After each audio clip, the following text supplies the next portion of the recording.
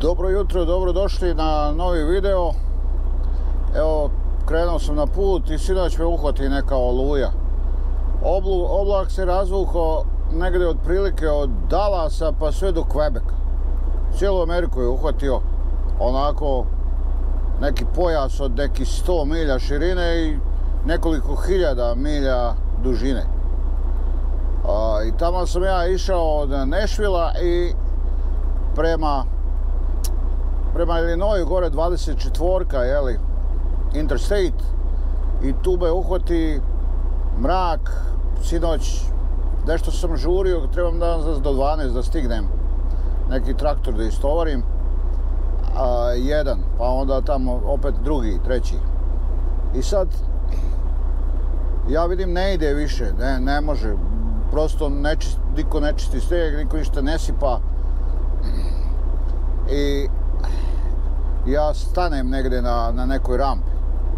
Stao je, ali evo jutros je dobro. Išao sam kao po led je, čisti led bio i snijeg, ono uopšte ne vidi se. Baš oluja, ono pada kao ludo.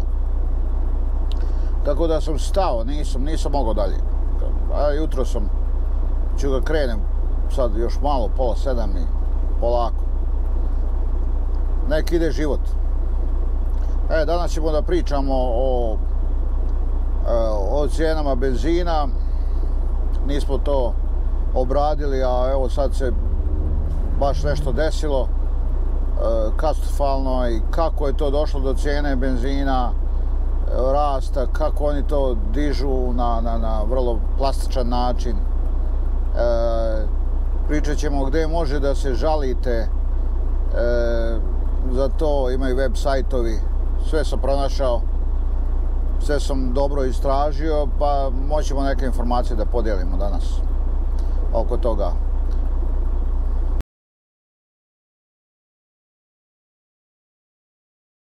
Evo nas u Kentucky. Kao što rekao, sinoć me uhvati me oluja i kad sam vidio, vozio sam jedno 10 milja, onako ne ide, brat. Ideš 20 milja na sat, mučiš se, puni kanali auta, ove malih odmah sleću. Dok mali auti počnu da sleću, tu je znak da treba ići u stranu, negdje parkirati mirno i odmoriti i čekati da to prođe. To je nekako mene uči iskustvo tome. Treba tu biti ipak smiren i čuvati glavu, jel? I sve se stigne. Ako završiš kanalu, onda ne stigneš. Evo ovaj ispred mene, vidi ga, stavio zastavu američku i on to nosi. To su ovi redneck, mi njih zovemo ovdje, crveni vratovi. Oni su opasni nacionalisti. I oni se ponose sa zastavom, oni jako vole. Što nije loše, znaš, ipak treba voliti svoju zemlju, zastavu. Mi tome nešto nismo učeni baš kako treba. Ali jesmo, moja generacija učena, ono, da voli tu Jugoslaviju, ali Jugoslavija propala i sad više ne znamo šta volimo. Ostale nam te republike, jeli? Sad mora proći 1-2 generacije da čovjek se od malena uči da voli svoju državu. Tako mi bar liči, jeli? Iz moje tačke gledaje. Dalje. Evo vidite kako je fino, put je sad čist, suv. I šta bi ja sinoć vozio? Ono je bilo sve ovako kao sa strane, nigde ništa ne vidiš. I završiš kanalu, ovako fino, staneš na vrijeme, ne ide pa ne ide. Staneš, odmoriš, pročitaš neku knjigu, zanimaš se nečim, jeli? I kad to sve prođe, kreneš i ideš ovim čistim putem. Uštedio si na gorivu, uštedio si svoj život, uštedio si taj kamion, prikolicu, robu, sve si sačuvao. Znači samo strpljenja u ovom poslu, polako, sve se stigne. Ne treba žuriti. Dalje, drugari, što bi bila u stvari tema za danas. Evo vidite u samom intru, jučer sam točio gorivo po 5,25, manje više svuda je tako, čak i do $7 se gorivo penje. Dizel, benzin je nešto jeftiniji. Ja imam nekoliko savjeta. 2000 i neke godine je bilo isto gorivo, prešlo je bilo $4,5, pa se vratilo na $1,80. Čak i $1,60 je bilo. Gorivo će se opet vratiti. Ovo nije generalno politika, čak ni SAD-a, nije politika ni ničija. Ovo kalkulanti rade, lopovi. Ove korporacije, oil korporacije, one koriste sad priliku da se nahvataju novca. Mislim da je ovo Blitzkrieg i da neće ostati na ovom. Moj savjet kao prvo, sad dok se to ne reši, ja reću vam šta treba da se uradi. Ne treba prelaziti s kamionom 65 brzinu. Tu se uštedi neki 20% goriva. Pričamo za owner operatore. Ovi koji voze tuđe kamione, njima je džabe pričati. Šta njega briga? On vozi, njemu kamion radi 7 dana, ne gasi, šta ga briga? Razumeš, gazda to plati. Mada to nije savjesno, ali šta ja znam, tako se radi prosto, šta ih briga, razumeš? Ni taj gazda njega stimuliše da štedi gorivo, da mu da kaže ajde uštedi mi, koliko ti uštediš gorivo od ovog normalnog, ja ću ti dati 20% na tu uštedu ili 30%. Onda bi on gasio kamion po noći i ne bi duže radio sa njim i to, nego bi uštedio, šta ja znam, 100 galona goriva. Pa kad bi uštedio 100 galona goriva, da mu taj gazda da plati 20-30 galona, to je $150 da mu da na tu uštedu, pa on bi se malo i potrudio. Ali prosto, ima ove velike kompanije daju taj fuel saving, oni zovu. Oni daju, ali ovi naši samo gledaju kako će da strpaju u džep pare i da zarade, razumeš, da se na brzinu obogate, znaš. To je naš taj, svi, ne naši ti Balkanci, nego prosto svi ovi koji su došli u Ameriku, i Rusi, i Ukrajinci, i Bugari, samo gledaju, znaš, on hoće da postane Rockefeller za 5 godina biznisa ili 10 godina biznisa, da uhvati pare, pa da onda bude, jeli, da se okrene nekom drugom, kupit će nekretnine, čovjek kupit će nešto. I zezat će se, razumeš? Ali ne ide to tako, drugari. Ne ide nikako. Ovaj biznis je vrlo rovit i to nije continue job, što kažu, znaš, to je prosto, imaju periode kad dobro zarađuješ, imaš periode kad si donji. Evo, prošle godine, tu je jedan meni pisao, baš kad sam ja prvi video snimio, šta se kaže, Boniš, prošle godine bacali ste lopatama pare. Jesmo, druže, bilo je love prošle godine, gorivo je bilo 2 i nešto dolara, cijene su bile od 3 do 4 dolara i dobro, zaradilo se. Ali ta vremena su prošla. Sad dolazi vreme da vidim sad ove youtubere, ove što su pričali da mi lupamo lovu, što sad ne pričaju o tome. Sad pričaju o nekim drugim stvarima, jeli? O kartama, o covidu, znaš. Neće više da pričaju o šoferima. Ali nebitno. Ovako, preživit ćemo mi i ovu periodu, a bit će veliki bankrota ove godine u ovom trackingu. Ljudi će propadat samo tako, samo ćete vidjeti. Kao što je bilo pretprošle godine u maju. Kompanije su bankrotirale po 3-4 hiljade kamiona, te kompanije one su išle, padale kao snoplje. Prosto samo kaže vozaču, ej, ostavi kamion, ugašena ti kartica, nema otkud više da plati gorivo.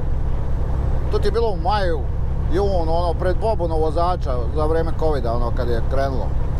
Ove godine će biti isto tako, ako nastavi ovako sa gorivom, gotovo, kompanije će ove da crknu. Samo će proživjeti onaj ko zna da vodi biznis. Ova godina je za vozače, bit će krvava.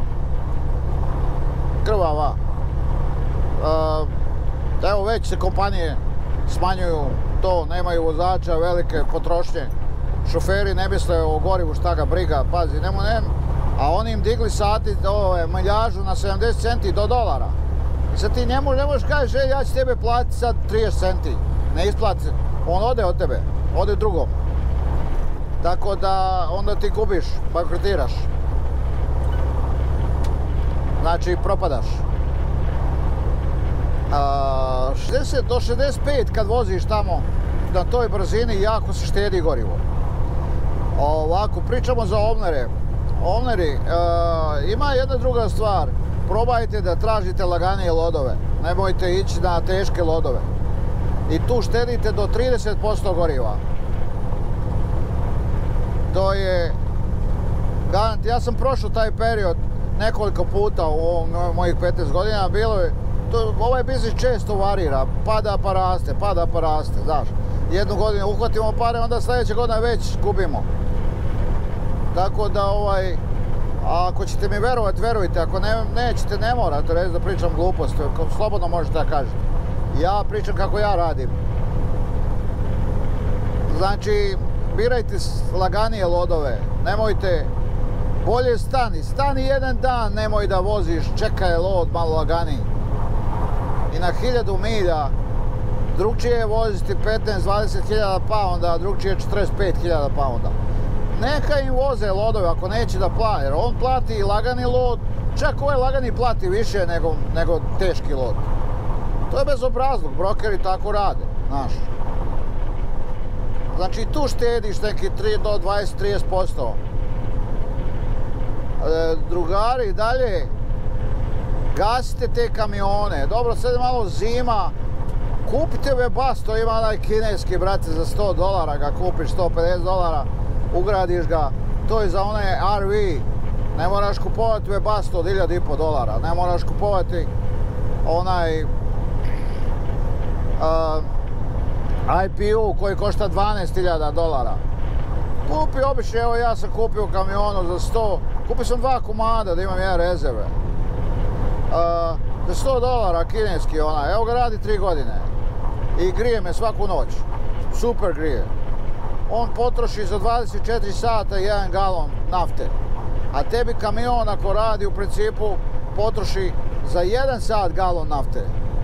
Znači ti večeras ako ugasiš i čekaš 10 sati da se restuješ da možeš voziti, za 10 sati ti potrošiš 10 galona nafte, to ti je $50. Ti si noći isplatio svoje spavanje. A ako imaš taj a Webasto, da kažem, najjeftiniji, onaj junk, taj kineski, ali dobro, služi, jeli. Potrošit ćeš galon, nećeš potrošiti galon, potrošiš pola galona za 10 sati. To ti je $2,5, druže. Znači ti si $47,5 si uštedio. Za jednu noć, puta 10 dana, $500, puta 20 dana vožnje mjesečno, $1.000, druže, uštedio si. Samo što ti kamion ne radi cijelu noć, kad ti spavaš. Plus ovo preko dana, i to možemo dodati još $500. Pa još ovih 20%, pa još ovih 30% što sam brojio. Znači, druže, mjesečno možeš da uštediš $3.000. Brat bratu, ja ti kažem, to stojim glavom, bradom iza toga. Taka su vremena. Prosto, ja radim tako stalno, bilo jeftino, bilo skupo gorivo. Ali sad kad je skupo gorivo, to obavezno uvesti. Da se spasimo, da prođe ova kriza, ona će proći brzo. Ona će proći, mi ćemo se vratiti opet na neku cijenu normalnu, ili ćemo dizati cijenu, nešto sad je trenutno najgore.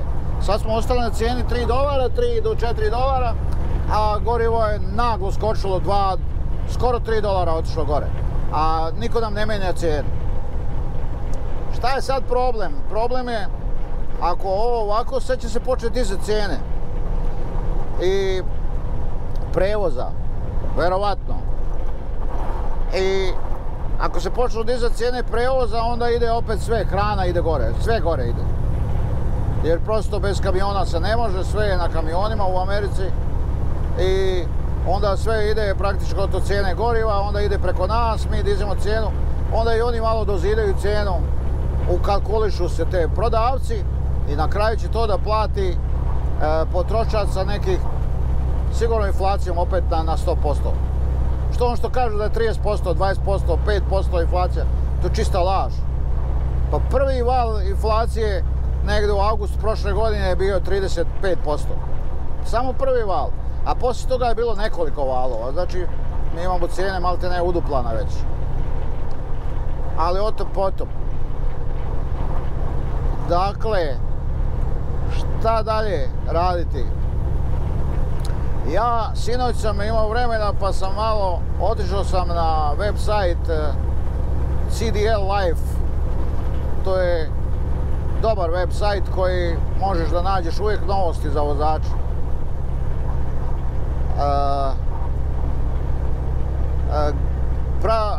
Pravobranioc, odnosno tužioc Massachusettsa je već tužio je oil kompanije da dižu cijene bez osnova. Šta je, odakle je to krenulo? Ludi Biden,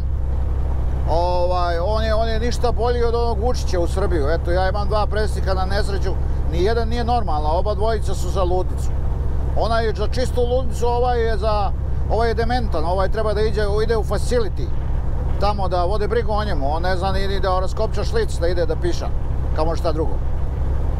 On je provalio da će on blokirati Rusiji naftu i gaz.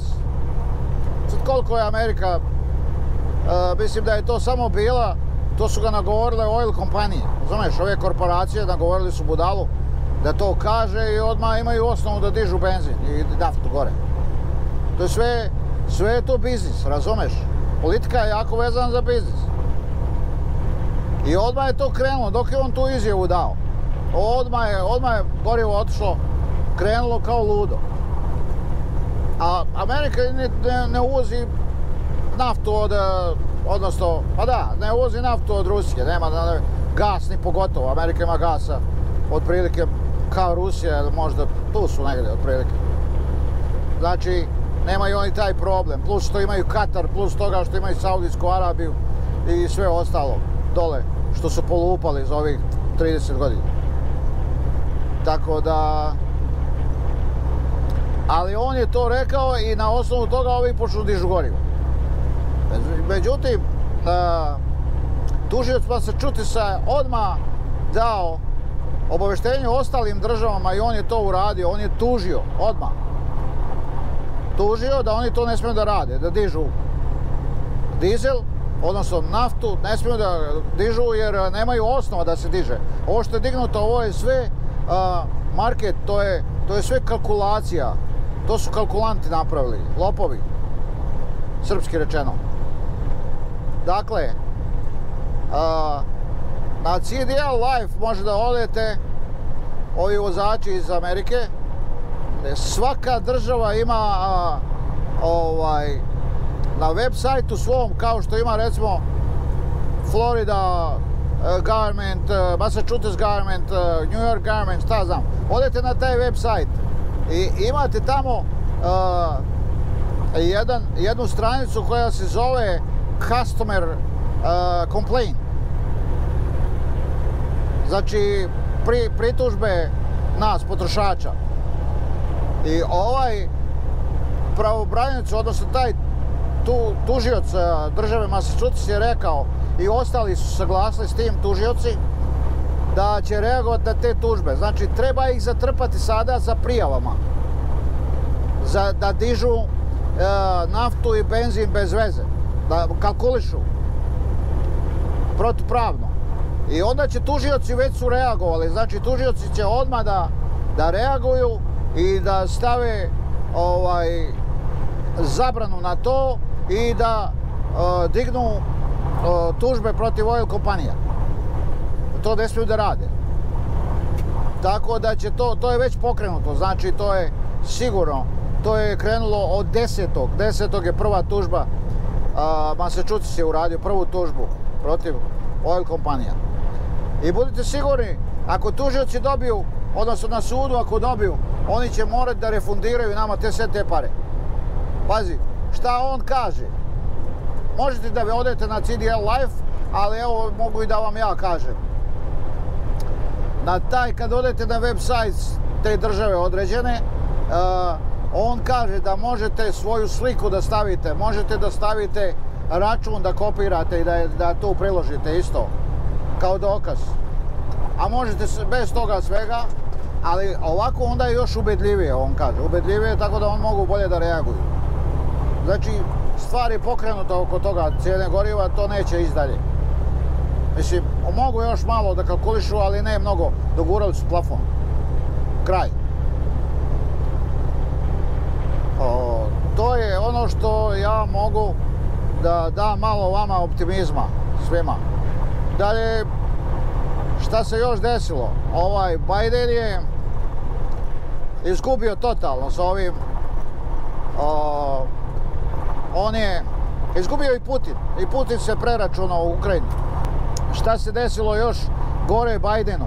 On je mislio sad će on sa tim što će udariti sankcije Rusiji, da će on je mislio da se izvuče, preko Arapskih Emirata, preko Irana, preko, znaš, da uđe pa da on koristi dalje derivate, a da ruske blokira. Ne, vidiš, i da kao spasi Evropu, znaš, od toga. Međutim, šta se desilo? On je imao nekoliko poziva, pazite, u Arapski Emirati oni su bili sluge Amerike. Prosto šta im ovi kažu, oni to tako mora da radi. Međutim, šta se desilo po prvi put? Princ Bill Zayed, pa šta ja znam, taj još jedan dole, uopšte se ne javljaju na telefon ovome, neće da mu se javljaju ovome Bidenu. Ovo je informacija od Washington Post je pisao o tome i New York, i Daily News je pisao o tome isto. To su informacije zvanične, pazi, to su jako bliske governmentu, ti listovi. Kaže da je neshvatljivo da se recimo ovi prinčevi dole, ovi Arapi, da se ne javljaju u Bidenu. Znači, a zašto on se ljuti? Ovaj Biden dolje on ubi dolje još pomaže Katar, pomaže još neke zemlje oko Jemena. I onda je tu problem oko sporazuma sa Iranom, isto to ovi Emirati isto ne podržavaju američke stavove. I sad su oni osjetili da je ovaj tanak, da ga treba, Arapi su opasni u trgovini, tu nema boljih trgovaca od Arapa, oni tačno znaju, imaju njušku kad šta treba. I sad su oni Bidenu okrenuli leđa u stvari, po ovim listovima kako pišu. A to su ozbiljni listovi, to nisu tablidi. Ja sam se dosta informacija od njih vučem, ovako kad čitam i rijetko kad oni neku neozbiljnu informaciju stave. Znači ova informacija je prilično ozbiljna. Prilično. Tako da Putin je prevario se u Ukrajini izgleda pomalo, a ovaj se prevario sa tim što je mislio morat će se tu revidirati stavovi, koliko ja vidim. I jedni i drugi. Nešto su oni dogovorili, ali ne može, na terenu ne ide onako izgleda kako su dogovorili. Ide drugčije. Očito. Jer pazi, ovdje je proradila pravna država u Americi, gotovo, neće moći ići kako ide, da se to kalkuliše, da se trpaju. Jer on sad ima izbore, Biden, on ima izbore sad, senat i to, i on je htio da se sad napuši lovom ove svoje donatore, ali neće to ići tako. Morat će ići drugčije. Mislim da to bi bilo otprilike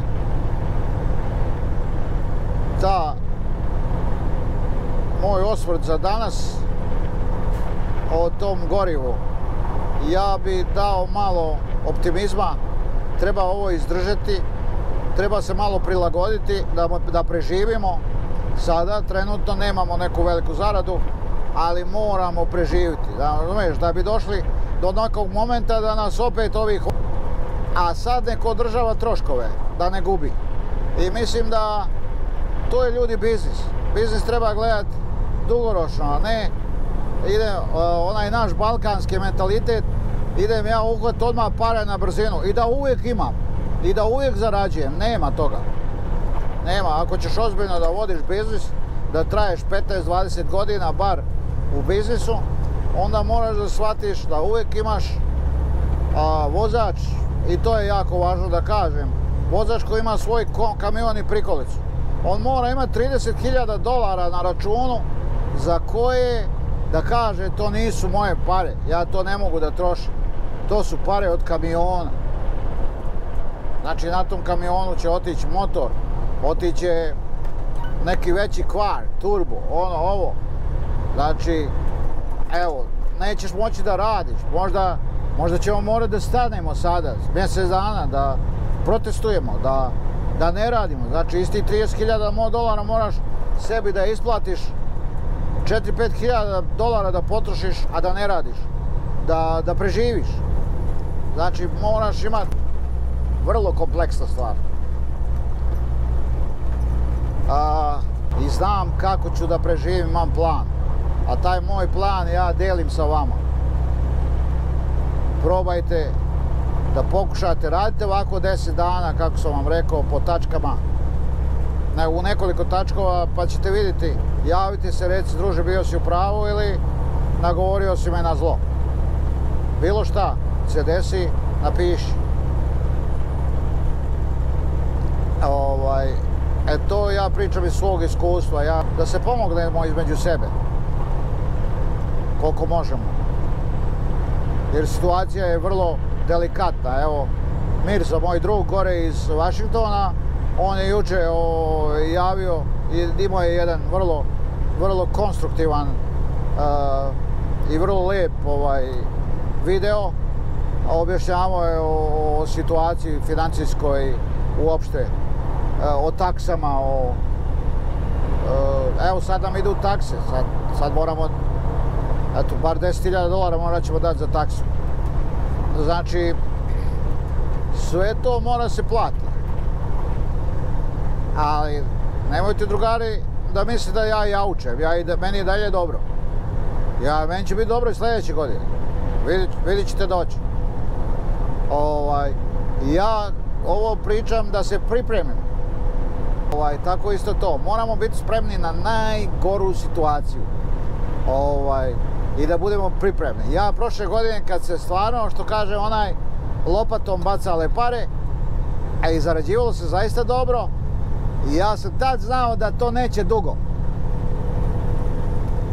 Pa sam napravio odmah zalihu iz koje ja sad opet lijepo mogu da živim. Nema problema. Ja neću sad da radim za džabe. Ja vatam sad ture uglavnom koje se meni isplate. I svaka tura moram da imam zaradu, koliko toliko. Neće da bude kao prošle godine, ali bit će neka zarada. Ali ja znam da imam ovamo. Ako stane skroz, ja opet imam malu gomilicu odakle sam ja kao mali miš, onaj što vuče onu rupu, pa on ima sebi za zimu. To tako treba da se ponašamo, životinjski. Da imamo taj životinjski instinkt, da uvijek vučemo, da prištedimo šta ćemo na zimu jesti. Znaš. To je otprilike, drugari moji, moje obraćanje za danas. Ja vas pozdravljam, želim vam nižu cijenu benzina, želim vam i nafte naravno.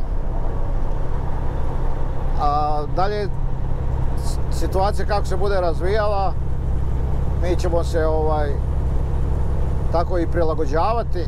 Ljudi smo, jeli? Moramo shvatiti probleme i i dobro i loše moramo shvatiti kao dio života. Tako da lupite poneki like, udarite i subscribe taj, da malo ojačamo, da bi drugi gledali, da bi se ljudi pomogli, da razmenjujemo te informacije. I šta da kažem, dalje vidimo se na sljedećem videu. Hvala vam.